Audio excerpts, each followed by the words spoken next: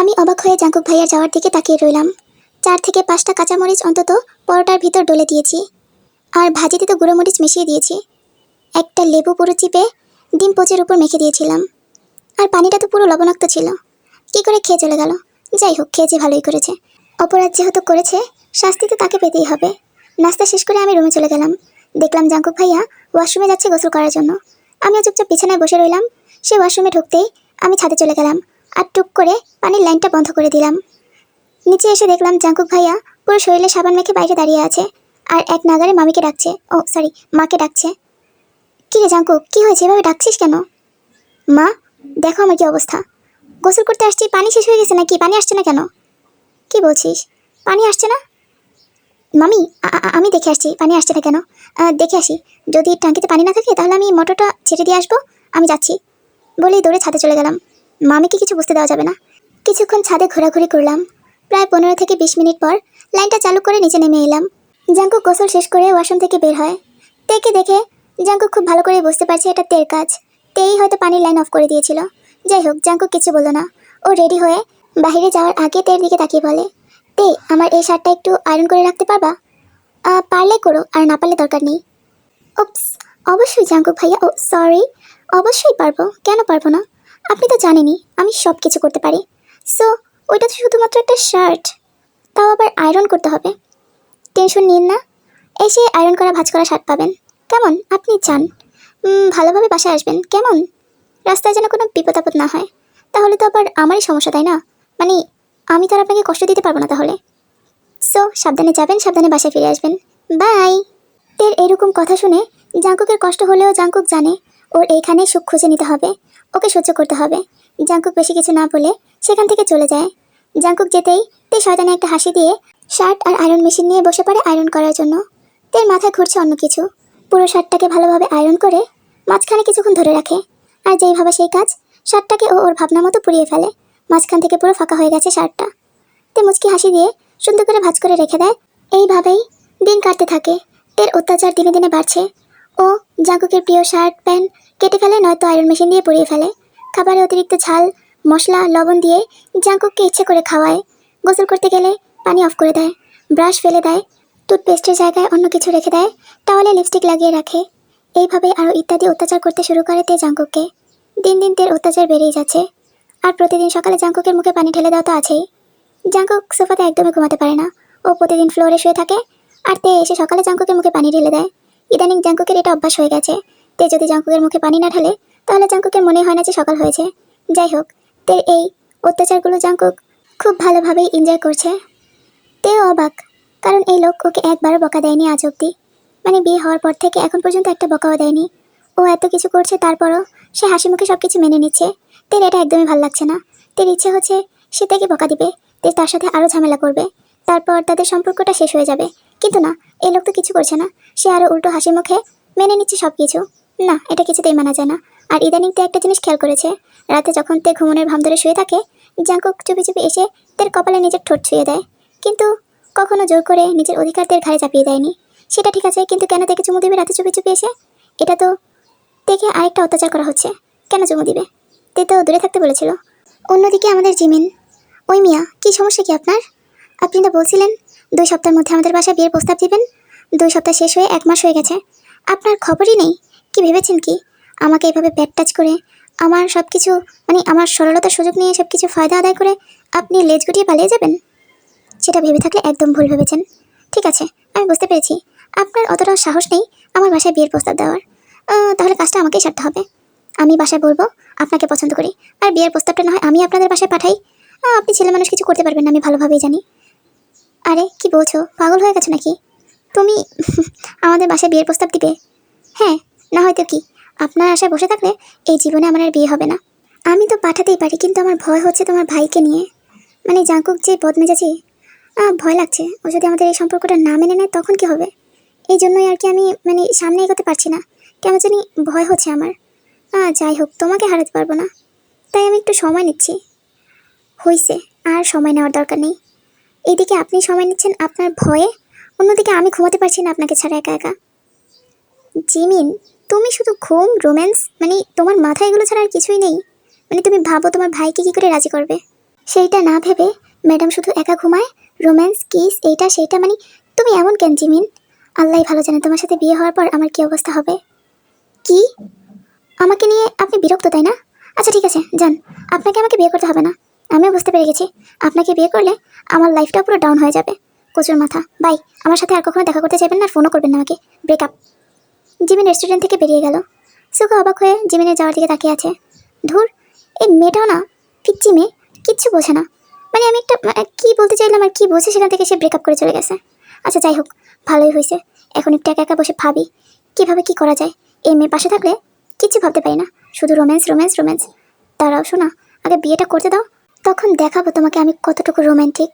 সারা রাত তুমি আমার নিচে থাকবে, আমি তোমার উপরে থাকবো। চিৎকার করে আমার হাত থেকে ছাড়া পেতে চাইলেও ছাড়বো না। যতই কান্না করো আর যতই যাই করো, রুমে ঢুকে শুরু করব, আর পরদিন সকালে রুম থেকে বের হওয়ার আগ পর্যন্ত তোমার সাথে রোম্যান্স করব। দেখবো তুমি কতটা রোম্যান্টিক আর আমাকে কতটা সহ্য করতে পারো। এই সুগাকে নর্মালভাবে নেওয়াটা খুব বড় ভুল হয়েছে তোমার। তুমি নিজেও জানো না আমি কতটা romantic. So baby girl, wait and see. সেই মধুর পূর্ণিমা রাতের, ও সরি, সেই রাতটা তো আমার জন্য মধুর, আর তোমার জন্য হয়তো কালো হতে পারে, কারণ তুমি তো সেই লেভেলের ব্যথা পাবা। আর তোমার হট সেক্সি আওয়াজ আমাকে আরও মাতাল করে তুলবে তোমার প্রতি, তোমার ভিতরে হারিয়ে যাওয়ার। যাই হোক, এখানে আর বেশি কিছু বলবো না, তাহলে তোমরা সবাই এখানেই। আচ্ছা বাদ দাও। হ্যালো জিনাপা, কেমন আছেন? আরে আয়ু আপা যে, এতদিন পর কি মনে করে? এই তো আলহামদুলিল্লাহ ভালো আছি, আপনি কেমন আছেন? এই তো আলহামদুলিল্লাহ আমিও ভালো আছি। তো কি খবর বাসা সবার? জাঙ্কুক নতুন বউ কেমন আছে? হ্যাঁ আলহামদুলিল্লাহ সবাই ভালো আছে। তো হঠাৎ করে ফোন দিলেন যে, কিছু বলবেন? আপা, মানে একটা কথা বলার জন্য ফোন দিয়েছিলাম। হ্যাঁ বলেন, কি বলবেন? ওই আসলে আমি চাইছিলাম আপনাদের বাসায় আসতে, কিন্তু ভাবলাম আগে আপনাকে ফোনে এই বিষয়টা খুলে বলি, তারপর আপনাদের বাসায় যাব। হ্যাঁ হ্যাঁ বলেন, না তো ইতস্তত বোধ করার কিছুই নেই, আপনি আর আমি তো ফ্রেন্ডের মতনই, বলেন কি বলবেন। আসলে হয়েছে কি আপা, মানে আমার ছেলে সুগা। হ্যাঁ সুগা, কি হয়েছে সুগার? না মানে তেমন কিছু হয়নি, আসলে ও না আপনার মেয়ে জিমিনকে আর কি পছন্দ করে। সো আপনারা কি জিমিনকে বিয়ে দিবেন? কি বলেন আপা, মেয়ে যেহেতু হয়েছে বিয়ে তো দিতেই হবে। ও, তাহলে আপা বলছি কি, মানে আমার সুগা তো আপনার মেয়েকে পছন্দ করে, তো যদি আমার সুগাকে আপনাদের ভালো লাগে তাহলে আর কি, মানে কথা পাকাপাকি করতে পারি সুগার সাথে জিমিনের বিয়ের বিষয়টা।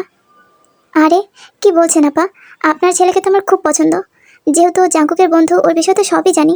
আর সুগাকে বলার মতো কিছুই নেই, ও খুব ভালো ছেলে, ওকে আমার খুব পছন্দ। আমি দেখি আপনার ভাইয়ের সাথে কথা বলে, উনিও হয়তো কিছু বলবেন না, কারণ বুকাম সাহেব তো ওনার ভালো একটা ফ্রেন্ড, আর জাঙ্কুকের ফ্রেন্ড যেহেতু সুগা, সেহেতু হয়তো বিষয়টা ভালোই হবে। ও আপা, তাহলে আপনি আমাকে নিশ্চিত করলেন। সুগা তো খুব টেনশনে আছে, ও মানে বিষয়টা আমাকে বলতে চাইছিল না, তবু আমি জোর করে ওর থেকে এই বিষয়টা মানে শুনেছি। তো এখন আপনি কথা বলে দেখেন, আমিও সুগার আব্বুর সাথে কথা বলছি, যদি মানে সব কিছু রেডি থাকে তাহলে আমরা পরশু জিমিনকে এসে দেখে যাব, কেমন?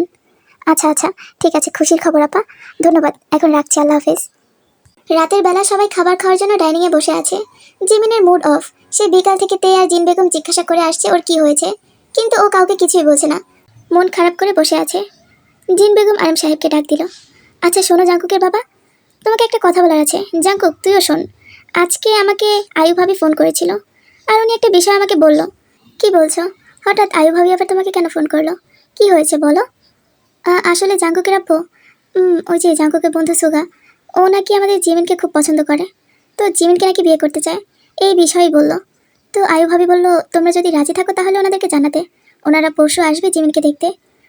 আমি বলি কি, মানে আমার মতামত হচ্ছে আমার সুগাকে ভালো লাগে, কারণ ও খুব ভদ্র আর ভালো স্বভাবের একটা ছেলে, আর যেহেতু জাঙ্কুকের বন্ধু সেহেতু ওর বিষয়ে আমরা সবই জানি।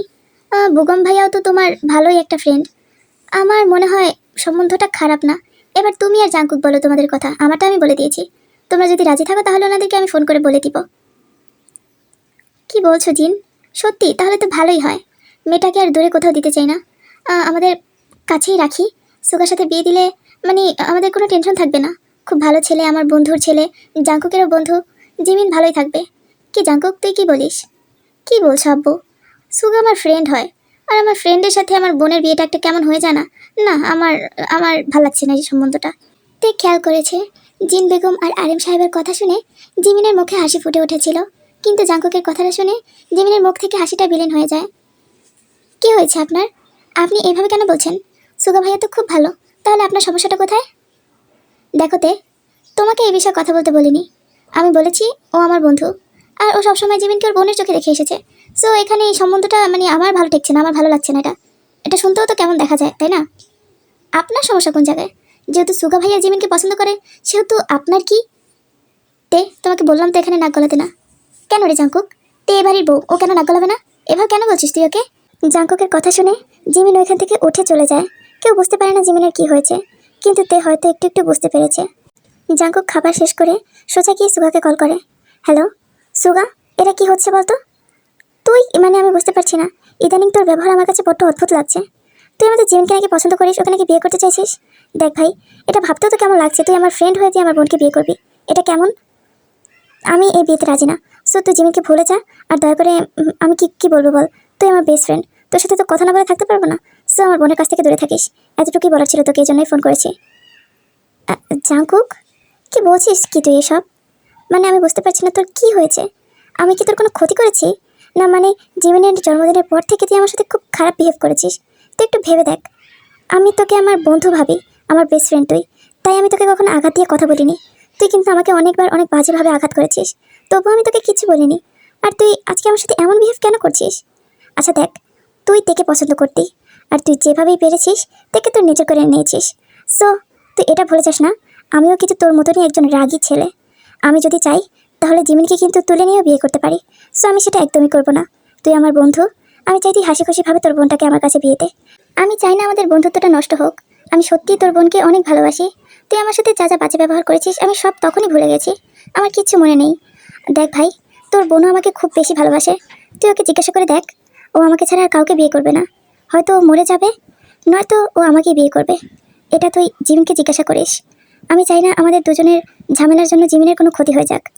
তুই তোর ভালোবাসাকে পাওয়ার জন্য জোর করে থেকে বিয়ে করেছিস ওর ইচ্ছের বিরুদ্ধে, আর আমি আমার ভালোবাসাকে তার নিজের ইচ্ছায় বিয়ে করছি। সো সবটা ভেবে চিনতে তুই ডিসিশন নিস জাঙ্কুক। আমি চাই না কারো কোনো ক্ষতি হোক। তুই আচ্ছা ঠিক আছে, তোকে আর কিছু বলার নেই, আমি রাখছি। আজকের বিষয়টাতে হয়তো আমি আমার মনে অনেকটা আঘাত পেয়েছি, তোর সাথে আর বেশিক্ষণ কথা বলতে পারবো না আমি। রাখছি জাঙ্কুক, আর জিমিনকে জিজ্ঞাসা করিস আমার বিষয়টা। বাই। জাঙ্কুক সোজা জিমিনের রুমে চলে যায়। গিয়ে দেখে জিমিন তেকে জড়িয়ে ধরে কান্না করছে, আর বারবার বলছে, তে দেখ, আমি সত্যি সুগাকে অনেক ভালোবাসি। সুগা ভাইয়াকে আমি না পেলে আমি মরে যাব। তুই প্লিজ জাঙ্কুক ভাইয়াকে বোঝা, আমি সত্যিই ভালোবাসি ফেলেছি লোকটাকে। আমি ওনাকে ছাড়া আর কাউকে বিয়ে করবো না। আমি ওনাকে জোর করেছি এই কথাটা বাসায় বলার জন্য। তুই প্লিজ ওকে বোঝা, ভাইয়াকে প্লিজ বোঝা, ভাইয়া যাতে রাজি হয়ে যায়। তে আমি কিন্তু ওনাকে ছাড়া কাউকে বিয়ে করবো না, আমি মরে যাবো, সত্যি বলছি। জিমিনের এরকম পাগলামি দেখে জাঙ্কুকের কেন যেন রিয়েলাইজ হয়, হ্যাঁ জাঙ্কুক সত্যি সুগার সাথে অনেক খারাপ ব্যবহার করে ফেলেছে। জাঙ্কুক সত্যিই খুব খারাপ একটা মানুষ। আজকে ও কত বড় একটা ভুল করতে যাচ্ছিল, নিজের ভুলকে এত বড় কষ্ট ও কীভাবে দিতে পারলো। জাঙ্কুক গিয়ে জিমিনের মাথায় হাত রাখলো। পাখি, তোর সত্যি সুগাকে অনেক পছন্দ? হ্যাঁ ভাইয়া, সত্যি আমি সুগাকে মানে সরি সুগা ভাইয়াকে অনেক ভালোবাসি। তুমি তুমি তুমি এভাবে ওনাকে না করে দিও না, আমি সত্যি ওনাকে অনেক ভালোবাসি। আচ্ছা ঠিক আছে পাখি, আর কান্না করতে হবে না, আমি বুঝতে পেরেছি তোরা দুজন দুজনকে কতটা ভালোবাসিস। ঠিক আছে, পরশু সুগাকে আসতে বলছি তাহলে। কেটে গেছে 2টা দিন। সুগা ওর পরিবার সহ এসেছে জিমিনকে এঙ্গেজ করার জন্য। জিমিনও সেজেগুজে বসে আছে। সুগা সবার সাথে কথা বলে জিমিনের হাতে আংটি পরিয়ে দেয়। সবাই খুব খুশি। তেও জাঙ্কুকের দিকে এক নজরে তাকিয়ে আছে। খুব সুন্দর লাগছে আজকে জাঙ্কুককে। ইস, এই লোকটাকে দেখে ইদানিং কেন যেন তের আরও বেশি মায়া হয়। ইচ্ছে করে দূরত্বটা কমিয়ে নিতে। আচ্ছা, যথেষ্ট কি হয়ে গেছে ওনাকে টর্চার করা? এবার কি আমার উচিত ওনাকে আমার কাছে টেনে নেওয়া? কেন জানি আমি আর দূরে থাকতে পারছি না। ওনাকে এভাবে সোফায় আর শুতে দেওয়া উচিত নয়। ভেবেছিলাম ওনাকে টর্চার করে ওনার কাছ থেকে চিরদিনের জন্য দূরে চলে যাব, কিন্তু না, এই লোকটা সবই করতে পারে। আমাকে একটা বকাও দেয়নি এতদিনে, আর এই বকা না শুনে আমি ওনার প্রেমে পড়ে গেছি আবারও। উফ, এই লোকটা খুবই খারাপ, গন্ডার মার্কা একটা লোক। মানে সব কিছু জানে, কীভাবে ফ্লার্ট করতে হয় সব জানে, মেয়েদেরকে কীভাবে পাগল করতে হয়। ঠিক আছে ভাই, আমি আর আমার ইশকে ধরে রাখতে পারছি না। সো আপনার প্রেমে আমি মরতে মরতে মরতে মরতে এবার আমার পুরোপুরি মরার শখ জেগেছে। আপনাকে তো এবার আমার কাছে চাই। আমার এই পবিত্র শরীরটা আর পবিত্র থাকতে চাইছে না। এক ঘরের ভিতর এক ছাদের নিচে একটা মানবী কীভাবে এতদিন আলাদা থাকতে পারে। যথেষ্ট হয়েছে, আমি আর পারবো না। জীবনের বিয়েটা হতে দেন, তারপর আপনাকে কাছে টানার দায়িত্ব আমার, মিস্টার জিয়ন জাঙ্কুক। অবশেষে আপনাকে আমি আমার কাছে পাবো। So wait. 1 সপ্তাহ পর জিমিন আর সুগার বিয়ে ঠিক করা হয়েছে। তো সময় যেতে যেতে সেই কাঙ্ক্ষিত দিনটাও চলে আসে। সুগা বর সেজে বসে আছে স্টেজে, আর পাশে জিমিন। কাজী এসে বিয়ে পড়িয়ে দিয়ে গেছে। জিমিন খুশিতে মুচকি মুচকি আসছে। সুগা জিমিনকে ধাক্কা দিল। এই যে মিস জিমিনা, সো রেডি তো আজকে রাতের জন্য? আজকে রাতে কিন্তু আপনাকে রোমান্টিক টর্চার করা হবে, সো সহ্য করার ক্ষমতাটা ভিতরে জোগাড় করে নিও, কেমন? ওপস জামাই, আপনি প্রথমেই ভুল করে ফেলেছেন। আমার বোঝা হয়ে গেছে আপনি কতটা রোমান্টিক অত্যাচার আমার উপর করতে পারবেন। প্রথমেই ভুল করেছেন। আমি এখন আর মিস নই, মিসেস হয়ে গেছি। ওকে, আজ রাতেই দেখা যাবে। তো জিমিন বাসা ঘরে বসে আছে। তেও আজকে একটা লাল শাড়ি পরেছে, সুন্দর করে খাটে চুপচাপ বসে আছে জাঙ্কুকের অপেক্ষায়। জাঙ্কুক রুমে প্রবেশ করতেই অবাক নয়নে তের দিকে তাকিয়ে রইল। কি হয়েছে বুঝতে পারল না। জাঙ্কুক দরজা বন্ধ করে বালিশটা নিয়ে সোফায় যেতে যাবে, তখনই পিছন থেকে তে জাঙ্কুকের হাত ধরে টান দিল আর জাঙ্কুকের বুকে নিজের মাথা রাখলো। জাঙ্কুক চমকে গেছে। এই যে মিস্টার, আপনি এখনও আমার কাছ থেকে দূরে থাকবেন? আপনি বোঝেন না আপনার এই ভদ্রতা আমার মনে আগুন জ্বালিয়ে দিচ্ছে? এত ভদ্র কে হতে বলেছে? আমি আপনাকে আমার কাছে আসতে বারণ করেছি, এই জন্য লুকিয়ে লুকিয়ে শুধু রাতেই কিস করবেন? আপনি বুঝতে পারেন না আমার এই পবিত্র শরীরটা আপনার শরীরের ধারা অপবিত্র হতে চাইছে, তবুও আপনি কি করে দূরে থাকতে পারছেন আমার কাছ থেকে? কি বলছো গীতে তুমি? বুঝে শুনে বলছো তো? হ্যাঁ বাবা, বুঝে শুনেই বলছি। আমি আপনাকে আর দূরে রাখতে চাই না, আপনার মাঝে হারিয়ে যেতে চাই। আমার অভিমানের পাল্লা হালকা হয়ে গেছে। বুঝতে পেরেছি আপনাকে ছাড়া আর দূরে থাকা সম্ভব নয়। সো আপনি কি আমাকে সেই কাঙ্ক্ষিত ভালোবাসার মুহূর্তটা উপহার দিতে পারবেন আজকে রাতে? সত্যিতে? অবশ্যই, তুমি চাইলে আমি এখনই তোমাকে বাচ্চার মা বানিয়ে দিতে পারি। না না ভাই, এত তাড়াতাড়ি মা হতে চাই না, আপনার ভালোবাসার ছোঁয়া পেতে চাই।